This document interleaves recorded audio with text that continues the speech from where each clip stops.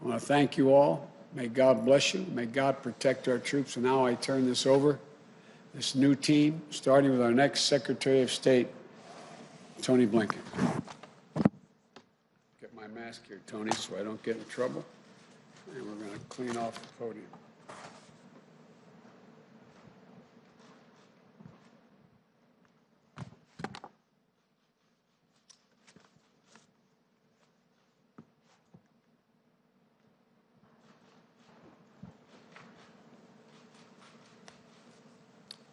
Good afternoon. Mr. President-elect, Vice President-elect Harris, thank you for your trust and your confidence.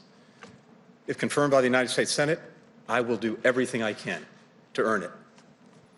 Mr. President-elect, working for you, having you as a mentor and friend, has been the greatest privilege of my professional life. I am grateful and even more so humbled by the trust that you placed in me for this role. I'm especially honored to be standing not only by your side, but also alongside some of the most talented and inspiring public servants this country has ever seen. I know, Mr. President-elect and Madam Vice President-elect, that you have selected us not to serve you, but to serve on behalf of the American people, to help advance our security, our prosperity, our values, that the call to service in this role is what makes this nomination such a tremendous honor.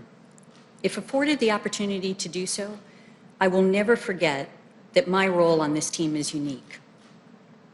Better than that of a policy advisor, I will represent to you, Congress, and the American public, the patriots who comprise our intelligence community.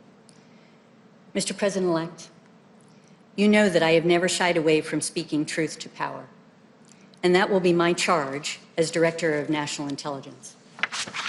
I've worked for you for a long time, and I accept this nomination knowing that you would never want me to do otherwise, and that you value the perspective of the intelligence community, and that you will do so even when what I have to say may be inconvenient or difficult, and I assure you there will be those times. Thank you for placing your trust in me to lead the Department of Homeland Security. Thank you for the privilege of returning, with the consent of the Senate, to government service as a member of your administration. It is the honor of a lifetime. The Department of Homeland Security has a noble mission to help keep us safe and to advance our proud history as a country of welcome. There are more than 240,000 career employees who selflessly dedicate their talent and energy to this mission. Many risk their lives in doing so. I would be honored to return to the department and support these dedicated public servants in fulfilling their responsibilities and realizing our country's greatest hopes, all in partnership with the communities we serve. For 12 years, I had the privilege to stand in a federal courtroom and announce Alejandro Mayorkas on behalf of the United States of America. The words, "on behalf of the United States of America," meant everything to me and to my parents, whom I think of today and every day. Thank you, Mr. President-elect, for your generous words. And most of all, thank you for the trust and the responsibility of this appointment.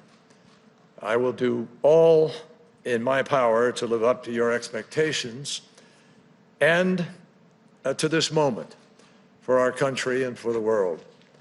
And I begin by thanking my family for empowering me and encouraging me to take this task on. Secretary-designate Blinken, we've worked together for many years on the Foreign Relations Committee and at Foggy Bottom, and it will be a huge pleasure to partner with you again. You will be a terrific secretary. Mr. President-elect, you've put forward a bold, transformative climate plan. But you've also underscored that no country alone can solve this challenge. Even the United States, for all of our industrial strength, is responsible for only 13% of global emissions. To end this crisis, the whole world must come together. Mr. President-elect, Madam Vice President-elect, I'm humbled and honored by the trust that you have placed in me to become a member of your cabinet as ambassador to the United Nations. In the years that I've worked in government, I'm always struck by how only in America would we be where we are today, where life can be hard and cruel, but there's hope in the struggle. There's promise in our dreams, where you learn to believe in yourself and that anything is possible. Like both of you, I learned from my family. Mr. President-elect, thank you for those generous words that you said about me. My parents had very little back in Louisiana where I grew up, but they gave me and my siblings everything they had. And I know how proud they would be of this day. Mr. President-elect, I am honored and humbled by the immense responsibility that you placed in me of being your national security advisor. I pledge to you and to the American people that I will work relentlessly in service of the mission you have given us, to keep our country and our people safe, to advance our national interests, and to defend our values.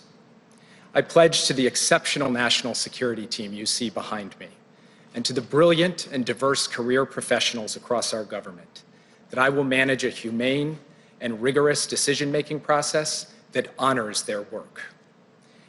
And I pledge to my parents, who taught my brothers, my sister, and me to work hard, tell the truth, and serve others, that I will do my utmost to make you proud.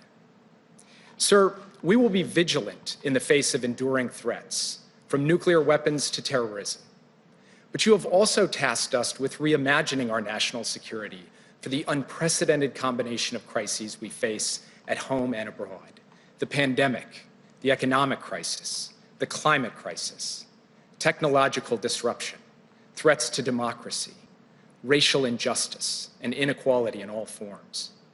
The work of the team behind me today will contribute to progress across all of these fronts.